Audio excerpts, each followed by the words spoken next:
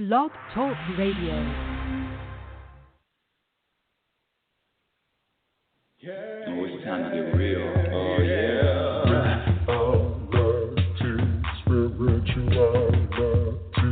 It's a new experience.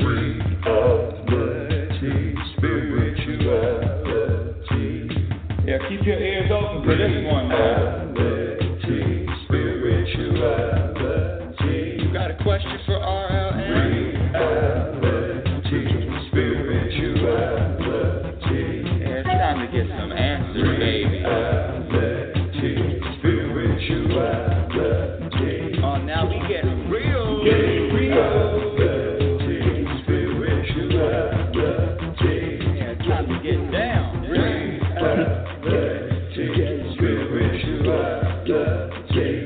Yeah, you gonna feel good now. Real good. Now, that's what I'm talking about. Time to get real. Welcome, everyone. Welcome to Reality Spirituality. I am so glad you are here with me today. So this has been a hell of a morning. But first, before I get into my stories, let me just share with my new listeners who I am. I am the world's only happiness specialist. And what does that mean? That means that since I was younger, all I wanted to do was be happy. And I was listening to someone, his name is Panache Desai, and I was listening to one of his lectures this week, and he stated that he says it's impossible to be happy. He actually was giving the word happy 2 thumbs down. Like he said it's not our purpose to be happy on this planet. And that is really what the topic of today's show is going to be about, defining happiness. Because these words that I use, that other people use, that you are very tricky because we are so different, and because we are as different as our fingerprints. Certain words trigger certain feelings or certain judgments or certain ways of definition. And so I want to be perfectly clear about what I define, how I define happiness. But before I do that, let me just share with you really quickly, because I'm not a salesperson, but my website is RebeccaNorrington.com. You can follow me on Twitter at RLNorrington. And Facebook is Reality Spirituality. I am on Instagram at Reality Spirituality. I am on YouTube also. I have a lot of videos on YouTube, and I posted the link incorrectly.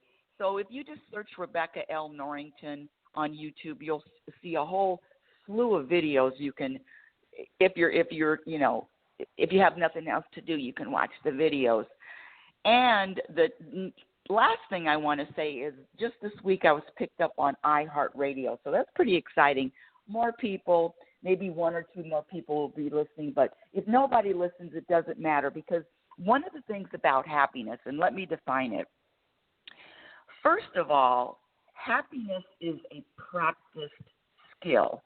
This is one person's viewpoint, one person's perspective, and there's millions. There's as many people in the world. That's how many different perspectives there are.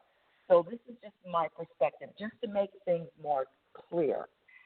Happiness is a practice skill, and whatever I'm practicing behaviors, I'm practicing perspectives, I'm practicing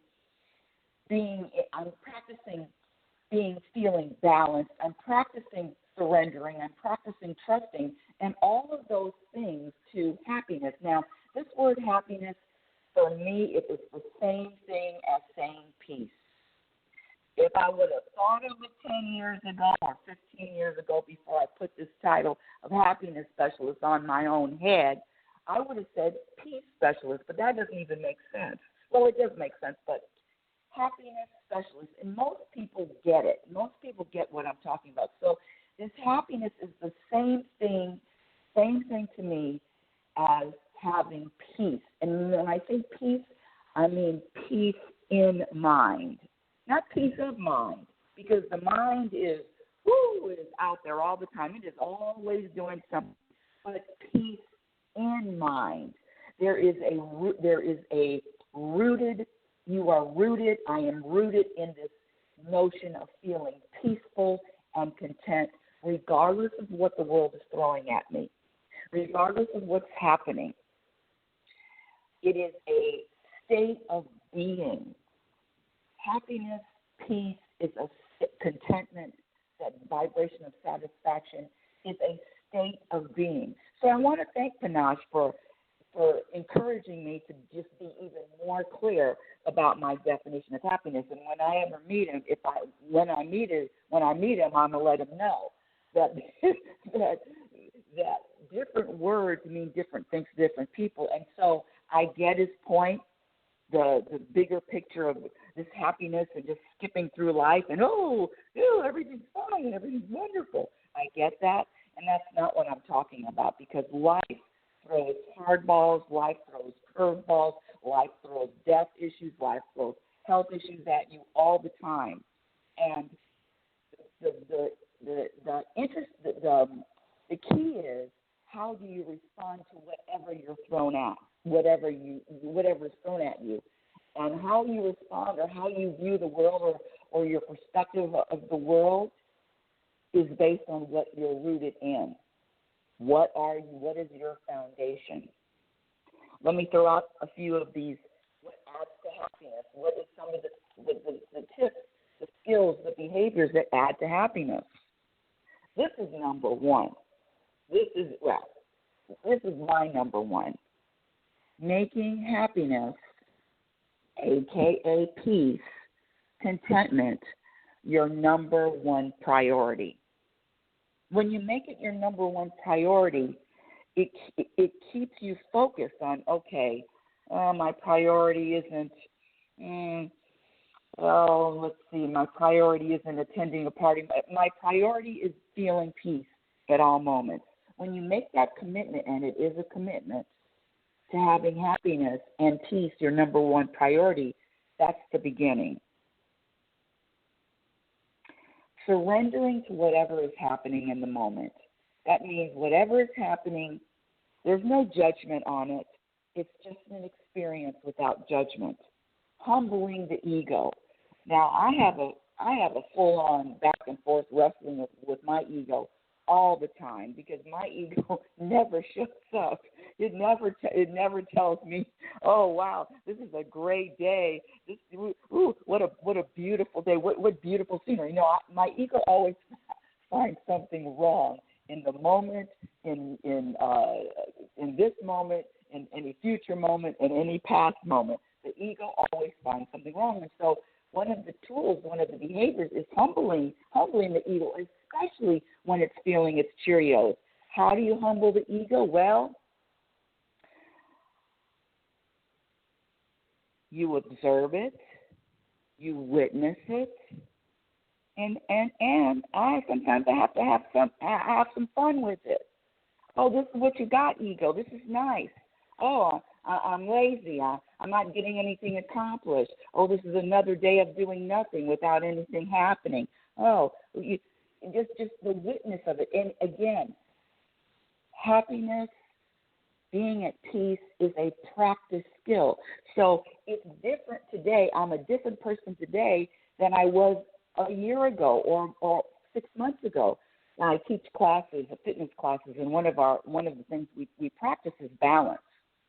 And, a lot of the students get very frustrated because I can't balance, and I'm just no good at this. And I say, it's not about being good or bad at balancing. It's the practice of balancing. It's what do you practice in an everyday moment, and that's it. The other thing that adds to happiness and adds to your peace is being yourself. Just be yourself and accept who you are in every moment. Even accept that ego. Hi, ego. What you got going today? Oh, you got some insults for me. You got some judgments for me. You got some try to make me feel bad for me. Oh, okay. But it's a witness of all of that, because you are not your ego. You are not your thoughts. You're far beyond that. You're pure consciousness in a human body. Another thing that adds to happiness is being okay with uncertainty, being okay with not knowing what's going to happen tomorrow. And as far as I'm concerned, I'm not planning whatever's going to happen tomorrow. Now, I can be inspired tomorrow to sit and write 2 chapters, 3 chapters, but am I going to plan my tomorrow, what I'm going to do tomorrow? Not usually. Not usually. Now, this is so different. This is very different than, okay, if you have an appointment, you got to, go to the doctor, you have to teach a class. That's different than just planning your tomorrow. It's feeling more peaceful is letting go of all the plans, letting go of all of the structure, letting go of the shoulds. It's just relaxing and allowing the universe to do its magic, to work its magic. I find that when I let go and allow the universe to drive, I'm telling you, I get on a journey. I'm on a journey that I could not have even planned or imagined. Let me tell you what happened today, this morning. I'm in bed and I hear this loud rushing and rumbling down the hill. I'm in the middle of the forest and I hear this loud, and I know it's an animal running, and it's a big animal running because of the sound. And I hear this running, and I get up and I go and I look outside because you can see from the window, you can see all the way downstairs into the forest. You can see into the backyard. And there was this male deer. I can tell he was male because he had antlers. This male deer, and he was cornered by 2, I think they were either, I don't know if they were coyotes or wolves or wild. They weren't wild dogs because wild dogs have a different kind of tail. It was a fuzzy tail. So it was either a wolf or coyotes. And he was surrounded. There were only 2 of them, and they surrounded him. So he was facing these animals, and he was, putting his head down and charging them and bucking them, trying to keep them away from him. And I'm up here looking at this, and my mouth is hanging open, and then I have to go get the camera, and I have to start filming it. And as I'm filming this National Geographic scene happening in my backyard, because the deer just keeps fighting them off, and they keep circling him, and he has to turn around. I mean, it was real life drama. Then when I noticed the deer had one of his back legs was limping, and I said, "Oh no!" So they knew that he was injured. I don't know if he got injured because he was running so fast and he, tripped, or he got injured because they grabbed a hold of his leg and they bit his leg. I have no idea, but his back leg was limp and he couldn't stand on it. Oh, my goodness. And so now I have to get up, and I have a BB gun in the house. Long story, if you've ever heard the story about the birds last year. Actually, it was this year, and they were banging against the windows. Listen, this forest living is more than a notion. And I thought I wanted to live in the forest all my life since I was 18 years old until I lived in the forest. Jesus, Lord, there's always something going on here. There's no peace in the forest, trust me. Anywho, so I go outside and I get my BB gun and I shoot at the wolves or the coyotes, whatever they are. I shoot at them, and sure enough, they made a beeline going the opposite way. The deer went the other way, so the deer was safe. Now, I was a little emotional. I have to admit it. I felt emotional that I at least chased those coyotes away. This deer was on its last 3 legs. What was my point? My point is that when you allow the universe to drive, and when you allow the universe to really take over and show you the wonder and the magic and all of the the plans that it has, there is a moment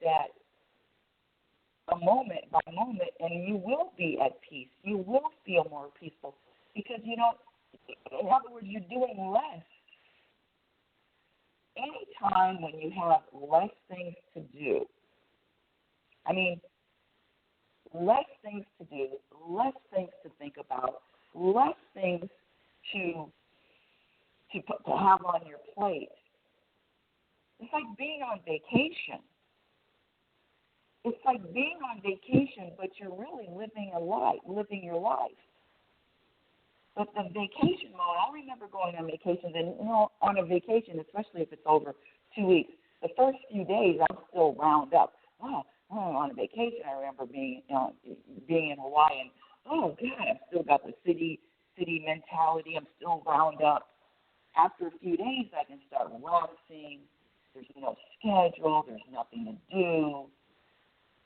I can start breathing deeper, shoulders down. Oh, that is the feeling. That is the vibration I'm talking about. You can embrace even when you're not on a vacation. You can embrace that vibration. You can embrace that way of thinking. You can embrace that perspective in your everyday life. It is about being relaxed, feeling relaxed through life, being relaxed through all of it. We're all energy, and we all vibrate at certain levels. The vibration of, they use the word stress. They use the label stress. They use the label anxiety. They use the label sadness. They use the label impatient. All those things. But there is another state of being just relaxed, peaceful, content. Shoulders down, deep breaths. That's what I'm committed to in this lifetime. Navigating through all of it with a peaceful vibration. And, of course, the more you practice letting go of all this stuff, letting go of thinking that there's something that you need to do, or there's something that you should do, or there's something that you have to do, or there's something that you have to accomplish, the more relaxed you'll feel, and the more trust that you will develop. Because the more you practice trust, your trust muscle will get stronger. The more you practice surrendering, your surrendering muscle will get stronger. And the more you practice letting go and accepting, your acceptance muscle will get stronger, meaning that it becomes your identity. It becomes who you are. You become what you practice. Happiness is a defined skill of what you practice. Listen to the show, you know that last week I shared that my mother died. And it's interesting because, I really like that word interesting. It's because I remember even though it was a shock, death was a shock, there was a different vibration that I felt. There was a different energy that I felt from hearing that my father died and hearing that my mother died. I know it was 10 years later, but it was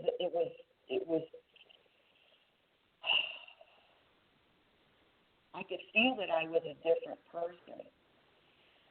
I had a different perspective about life. I had more of an acceptance about death. Whatever you practice in this present moment is what you're going to take with you to your future moment. We have a few people in the queue. If you want to speak with me, just press the number 1. But if you don't, that's okay too. So choosing your focus, letting go and practicing, and this trusting thing, trusting and letting go. Oh, and this is a big this is a big one, and I want to say this because this is something else that's going to add to your peace and your happiness. Is not noticing what anybody else is doing, staying out of anybody else's business, staying out of anyone else's business, not noticing, not making a comment, not judging, that's what they're doing, okay, because what anybody else is doing has nothing to do with you. Oh, okay, hold on. Let me go to the phone. Phone lines up. You're live on Reality Spirituality. Is this Nathan? Yes, good morning. Good morning, Nathan.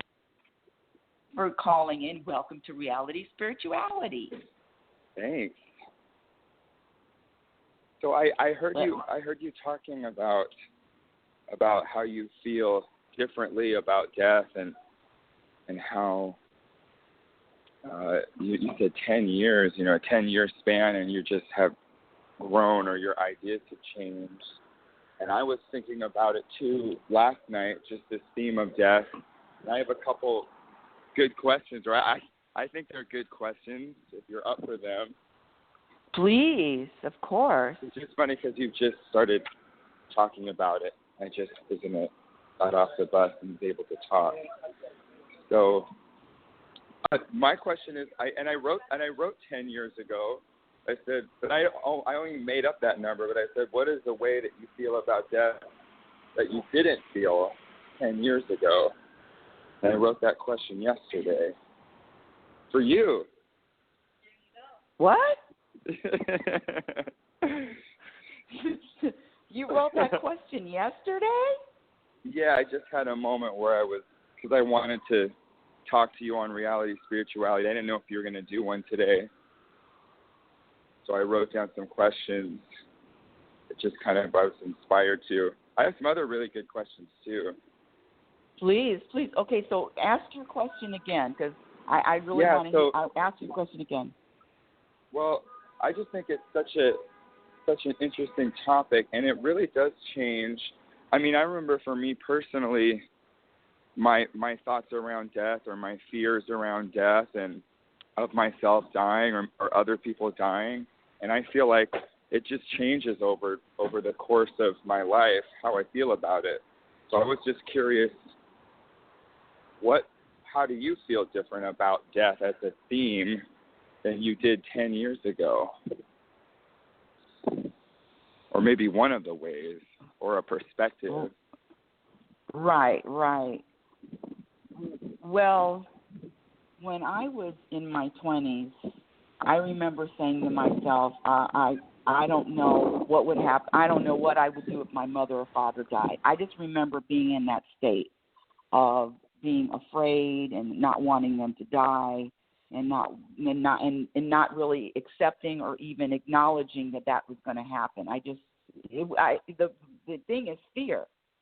And I remember, and I've shared the story before, but it's always a good reminder or refresher, is that when one of my students, she died of breast cancer in 2004, and she had an only daughter. And so the daughter was at the funeral, and she was unconsolable. I mean, she was screaming, she was wailing. I've told this story a lot, but she was screaming and she was wailing, and I remember thinking about you. And I remember thinking, I have an only child, and I don't want to die, and him having to scream and wail and just be out of control. I said, but in other words, I wanted you to have more than that choice. And more than that choice, more that, especially in America, in the United States, there's usually, 98% of the population has one thing, and they grieve, and then they have a service, and it's a whole programmed response to death. And I really was motivated to do something different. So when my father died, I was very conscious of you and you observing me and you watching me, and I was very observant of that, and I was very conscious of that. And now when Grandma died 2 weeks ago, when I heard the news, I did start crying immediately. But I have to say that I was more prepared to accept her death. Not to say that I wasn't, moment of sadness, moment of mourning, moments of reflection. But you said something to me on the day that she died, and you said, well, now she's free. That she's free just to be all love, and she doesn't have any more fear anymore, and she's not this person that she was here, and she's been released and she's been free. And your statement alone, that statement that you made, Nathan, took me to another level. Took me to another level of even accepting and being okay and being able to smile and being able to joke and be able to remember her with fond memories. Just what you said to me. Did I answer your question? I would say you absolutely did. Oh. Yeah, I love what you said. More prepared to accept it. It struck a chord with me because, like you said, you were emotional. Still the shock of it, or the quote unquote shock, but also just all those years of practicing this, what you call happiness / peace and contentment with any situation, and really accepting the moments of happiness and the moments of non-happiness. And that's just another moment, and more prepared to accept it. I really like that. I can relate to that too. And, yes. And you said, this idea of just, her breaking down when her mom died. And it sounds like it was like when you said inconsolable, it feels like someone, chopped her legs off, or someone really took a piece of her that she was really relying on. Yes. Relying on. Yes. What I'm feeling with what you want to teach me is, there's nothing wrong with being sad or mad or anything or any of those emotions, but this energy of relying or needing anything or anyone else so strongly that if it doesn't happen or I don't get it, then I'm completely, flattened out and broken down. It doesn't sound pretty good. Doesn't sound right. Well, the real word is attachment. Having attachment. Yes. That's the real word. Any attachments, and because her father was hugging her and holding her, and in the attachments, and that is the key. That's one of the things that I practice: having attachments, not having attachment, especially to people, and having attachments is a recipe for disaster, and it is the opposite of peace. Any attachments. But the crazy thing is, it sounds weird, but the crazy thing is when you don't have attachments to people, I can love them and accept them even more. Yes, the love is them even more. stronger, bigger, universal love without the attachment to it. The attachment is the problem. Yes. I feel like I let go. Yeah. No, go ahead. No, go ahead. I was going to say that when I let go of the attachment of this has to be a certain way, I have to have this at this time, and I release that, I really do love more. I feel like I wouldn't even say more. I feel like I love more honestly, more truly what it really is, because attachment is like a little bit of I love you if, or I love you when.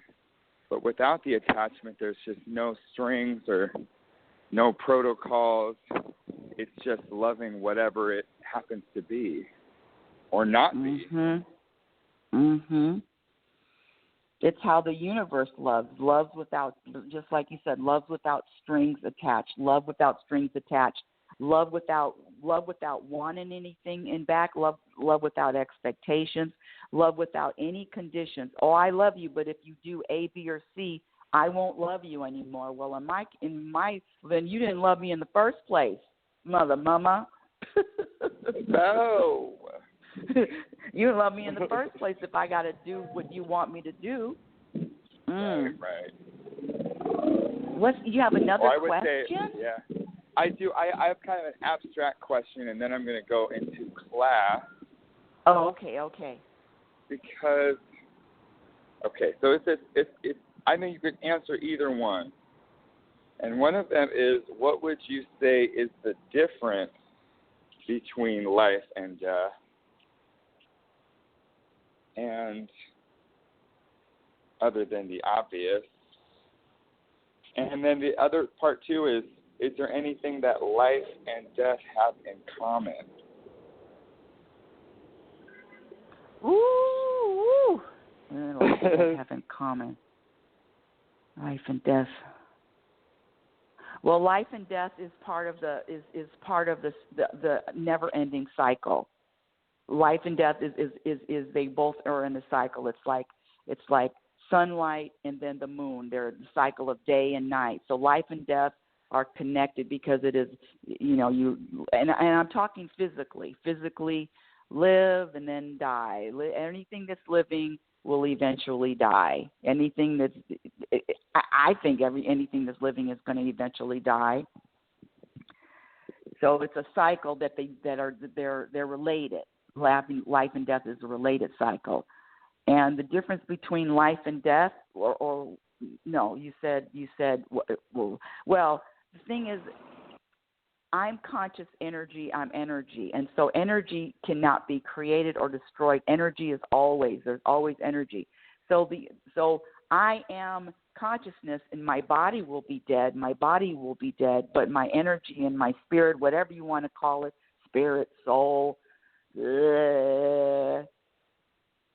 consciousness, lives forever.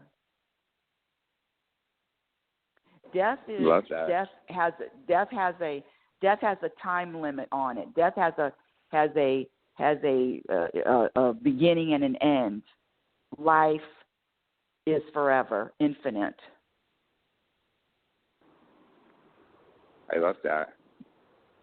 Well, that's that sound. Yeah, well, thank you. Well, thank you very much. And in the name of Grandma, I ask you to carry on. And I'm going to carry on because I have class. Yeah. Well, thank you so much for calling in. I always love it when you call in. And if I do get a chance to talk to you a little bit later, I have a great story about being yourself I want to share about somebody that you know. Ooh, yes. Okay, good. About being yourself in the midst of a storm and having somebody scream at you. Oh, yes. Yes, please. I'll take that. I'd love to hear about that. All right, well, carry on, and I love you, Nathan. Love you, too. Bye. Okay, bye. Well, you never know who you're going to get, who's going to call in the show. Well, I believe that I covered my definition of happiness, but let me just wrap it all up.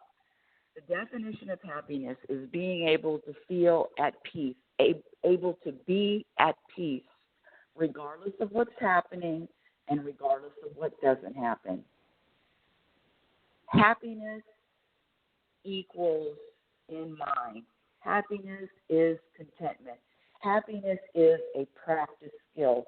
Happiness is a commitment that you do or you do not make in every single moment. And you know what? I'm not gonna leave you here, my dear audience, with a tease. I'll tell you the story. I don't need to tell the name, but there is a person in my life, and they are on the same journey, the same personal journey, spiritual, personal growth, spiritual growth, whatever you want to have it. Very committed to peace, very committed to being themselves, very committed to recognizing what the program thoughts are, what the program behavior, and eliminating all the programs. Okay, so he has a great family, and he's in charge of the laundry, and has been in charge of the laundry for weeks. I mean, for weeks, for years. I mean, he's in charge of the laundry. Isn't that the best thing? A man doing laundry. I just love that. But back to the story. And he was planning, for the whole family. He was planning his laundry day. And he decided his laundry day was going to be yesterday. And usually it's during the week on Saturday or Sunday, but he says, no, I'm going to do the laundry early because he had a lot of things to do. He had a lot of things on his plate. He wanted the laundry done early. So he takes all of the laundry out of the hamper, and, I used to separate it, white, colored, delicate, whatever, however you separate your laundry. And this family has to go to the laundromat. So he has everything separated, and he has them separate bags. And then the wife comes out, and she says, you're doing the laundry early? No, I don't want laundry done early.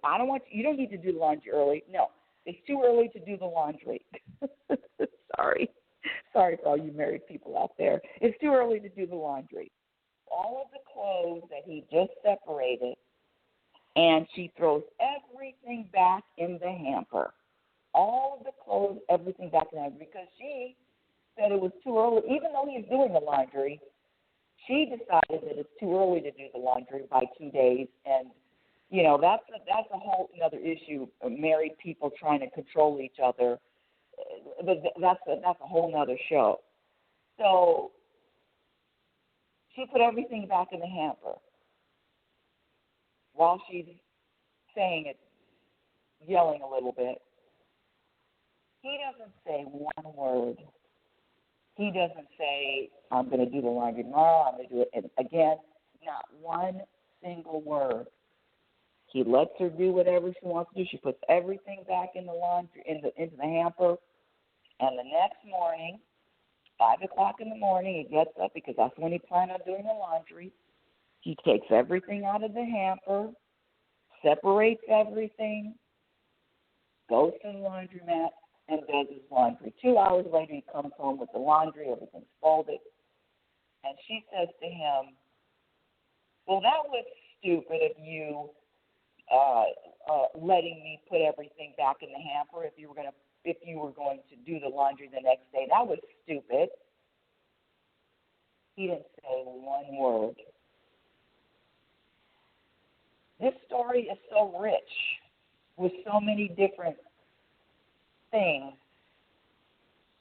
Being yourself, not allowing anybody else to make you feel good, bad, happy, sad. Recognizing that these people out here, these people that are angry, these people that are yelling, these people that are mad, it's not about you. He didn't take any of that personally, none of it. He didn't say a word. Now, you might think or say that doormat, wimp. No, my dear audience, that is a statement of power. When you can stay in yourself, into yourself, relaxed, while people are screaming and calling you a name and you're stupid and none, the whole thing. See, it is a practice. When you practice wanting peaceful, when you practice wanting to experience more happiness, you will practice the skills that are needed to get you there. And if you don't, you don't. I ask people all the time, you want to be happy? Everybody wants to be happier. Oh, it's a whole deal. The songs about being happy. Oh, gee, everyone wants to be happy, but are you willing to do the work? And it is work, and it is a daily practice. It's a daily practice of looking in the mirror and feeling uncomfortable. I'm letting you know. This isn't a cakewalk, but I will promise you that the more you practice, the easier it becomes. The more you practice, the more it will become who you are. It's like anything else. Riding a bike, learning how to ride a bike, learning how to drive a stick shift. The more you practice, the more it's going to become you, and you don't even have to think about it. You just automatically surrender. You just automatically trust. You just automatically let go. You automatically don't take anything personal. Automatic. That's why it's a big difference between 10 years ago when my father died 10 years ago and now to this time now. It's what I practice. Listen, if I claim I'm a happiness specialist, I sure better walk it. Reality Spirituality is heard every Sunday at 9 a.m. Oh, you know what? And I'm going to be on live as a guest, actually two radio shows. This Friday,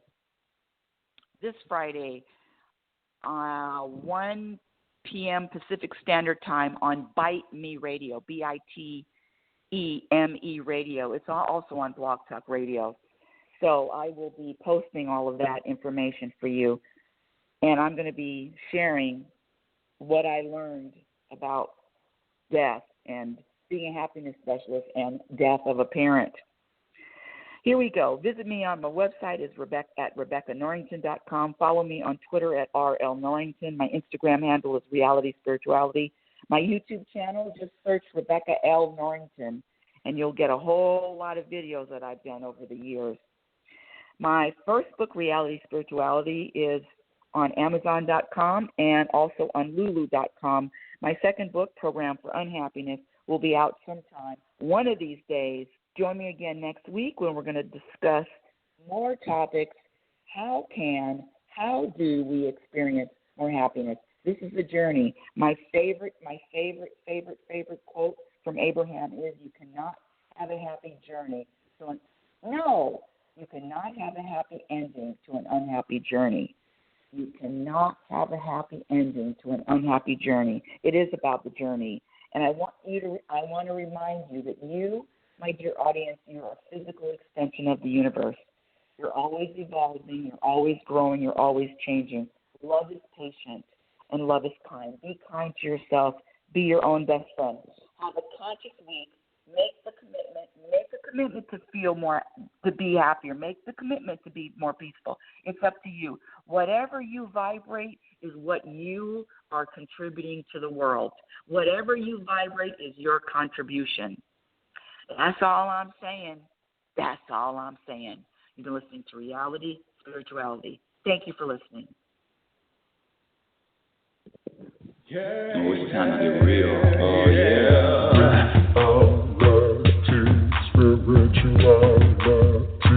It's a new experience. Reality Spirituality.